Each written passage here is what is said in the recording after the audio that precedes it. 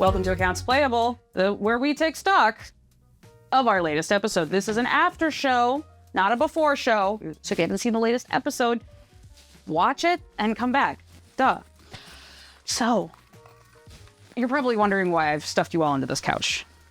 Well, you said I was the meat. Yes. I thought we were in timeout. We're the buttons. I do feel a little like, what is the principal going to say? Principal's office. It's me, the principal. Oh, shit. The principal of the thing.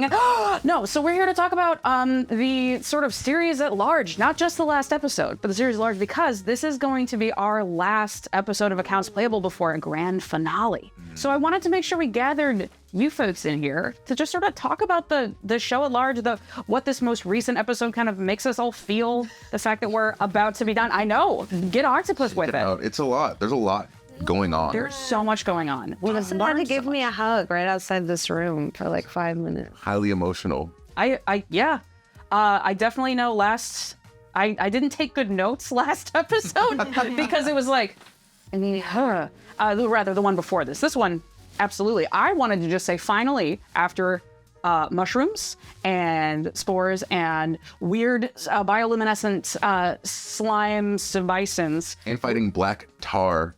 We finally are getting baked. In hell, but finally. At the last. That's all I'm here for, goodbye. So no, I have a few questions like we normally do, and then I have a rapid fire where I want to ask you as your characters. Oh, fuck. Fun. Some fun questions. So, really quickly, a lot of people describe D&D groups and shows as a family. What is the ACQ INC family unit? Because it could be in another game, in the Faerun game, we could have had mommy and daddy, could have been Jim and Omen, but we don't really have that same relationship. What do you, if you don't want to speak for others, you could very well speak for your own character. What do you perceive as the family unit of ACQ INC? Interesting. Oh, man. I think it's very unclear. Like in a lot of games, it's very clear, but this one is like, there are certain aspects of all, like, because I would think never before have I said Evelyn steps into like a mom role, but just recently there have been a few moments where she's being mom as opposed to like the baby. Yeah. You know? Normally she's just a little guy, Yeah. and now it's like, oh, she's getting to come into her own in that way. I think I think that realizing Omen wasn't the person she thought he was is like, oh, I got to step up, and that was a huge change. That's great. It feels like we can definitely see growth with a lot of the characters, because I know for me, like, I get to come in packs, and Bobby gets to be seen like 3-4 times throughout the year, but being able to sit down and do 10 games, or at this point 9, but about to be 10 games straight in one span of a week, for me, it's allowed me to see my role in this family unit, as kind of coming in as, I like cheese and I hit stuff, but it's like, oh no, these are characters that have actual relationships that are building and expanding within this world that we're in. So obviously I see Omen as the leader of all this. He's the dad. Yeah. And then everybody else kind of, it's like a pyramid from him. Not in levels of like importance, but like how we You're saying the corporate structure is a pyramid? Yes, literally. Yeah. And so it's funny because it's like business, but it kind of feels like that in the way our characters interact too. We all have very much found our roles and kind of cement them as we go down each level of this. And I said when we got done with this past fight, like, I feel like we've been working together throughout all the fights, but this last one, it was like, no, we are literally helping each other on every turn. We're doing something for someone else. And it's like, it's cool to see that kind of come together. So became a team. Yeah, we fight, we get upset, we don't get upset, we do stuff. We're literally evolving as people together. I think that's really interesting for Bobby as well, because I do agree there is sort of like, oh, he's the weirdo from next door who's here sometimes and he goes nuts for cheese, keep it away from him kind of shit. But like, it's been nice to kind of see Mr. Bobinski. Yes, it's Mr. He has Bobinski. Bobinski energy. He comes out, he has his little jumping mice and everyone's like, hey, isn't that cute? Yeah. He's doing like, oh, that's nice. I'm sure they're real, but it's been nice to see that really coalesce into like a whole unit. Now, Certainty, you've got the advantage because you have an instant familial connection. Yeah, sometimes you have a mom and a dad, sometimes you have two dads, you know? And I think like for me it's hard because I have to always remember like Certainty's 19. Yes. And sometimes 19-year-olds are annoying. Yes. And so I think like Yeah, in a lot of ways, she's a kid. Yeah. And she has no practical world experience. She went from going to school to working for her dad, like right out of school, right? And so I think like for her, like, yeah, that's her daddy, and everyone else is they're there, and yeah, and they're her. I think like she has like a rival sibling energy, just because I think like she always, and that came out in the last episode of Copper. I think she always wants to like impress her dad. Absolutely. Yeah. Absolutely. No, he definitely saw into everybody's souls, I think. Yeah. Because I think there's above everything, something that I found interesting is that it's almost it's a bit that Bobby flirts with people, but it's not just flirting. Like you and Vi are like OTP, like that's the thing. Well, it's real as fit. funny. So going through everybody's visions of like what their magic wand fantasy is, like sitting here thinking like, man, Bobby's what is his depth in all of this, you know? And so like once I'm hearing Jeremy explain everything, it's like it all kind of hit me at once. It's like, oh, these are the most important relationships that he's ever had in his life. Like the first time that he left home, he left on a whim to find something and not knowing what he's looking for. But as he explained it, I was like, I know exactly what Bobby's looking for, which I won't tell here. But it's cool to be able to see that. And I realized that because everyone else got to experience theirs, and it's not necessarily like what is my purpose, but like what is the reason to keep moving forward. And it's so cool to figure that out in real time with everybody at the table. It feels like there's been kind of a seismic shift, and that's kind of pushed you guys together into a really interesting unit. So it's been a fun journey to watch. We've been talking about how like the highest level of D&D is not only humor, but humor mixed with like moments where you actually learn something about your character from the game. Yeah, And I feel like we all had one of those. absolutely. Yeah. No, it's been a real barnstormer. I guess whose story is ACQ Inc? I think it's Omen and Jim's. Yeah. That's what I've always felt. But I'm also like an old school fan. Sure. So there's times like I was actually talking to them about this earlier. I miss the stage shows because it covers up my sounds. Yeah. Because when I'm cracking up, the audience is cracking up. When I'm like, oh, the audience is, oh. But when you're quiet in a room, people realize, like, because sometimes I'm a spectator, Oh, totally. you know? Yeah. And so I think it's always, like, I think we all know, like, this is, like, Omen's story. This is his world. We're living in it. But I think, like, we all have our own narratives, like, within that. But he is, like, the glue. And so when the glue starts to Crumble. crumble, or like, I guess like when the glue is in the maw of Asmodeus's clutch, we kind of all are, you know? Thank you. I love that. I have one more, and then we're going to get to rapid fire in character questions. So one final Discord question for you. Anna Arlene asks, above game, what is something or some things people misinterpret or misunderstand about your character? Or alternatively, is there something that you feel like could be misinterpreted or misunderstood about your character? Anna Arlene does some of the best fan art in the space, by the way. This is exciting to know. Yeah, she's kind of the canonical keeper of Evelyn, I think. Oh, shout the fuck out to Anna Arlene. Congratulations. You're Who with. wants to take it? Yeah, who wants to jump in? Sure, I'll go. I don't know if it's a misinterpretation because I think it might be how I've presented him, but that Bobby is like simple-minded.